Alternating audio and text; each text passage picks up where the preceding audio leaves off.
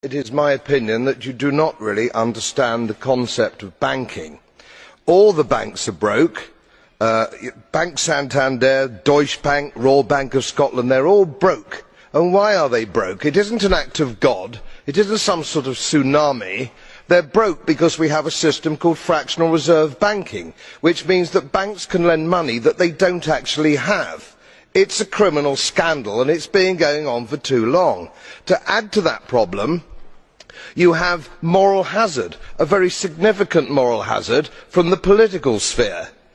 And most of the problem starts in politics and central banks, which are part of the same political system. We have counterfeiting, sometimes called quantitative easing, but counterfeiting by any other name. The artificial printing of money, which if any ordinary person did, they would go to prison for a very long time. And yet governments and central banks do it all the time. Central banks repress the amount of interest that rates are, so we do not have the real cost of money.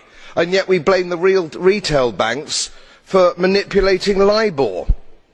The sheer effrontery of this is quite astonishing. It is central banks that manipulate interest rates, Commissioner. And plus, underneath all this, we talk loosely, in a rather cavalier fashion, do we not, about deposit guarantees. So when banks go broke through their own incompetence and chicanery, the taxpayer picks up the tab. It is theft from the taxpayer. And until we start sending bankers, and I include central bankers and politicians, to prison for this outrage, it will continue.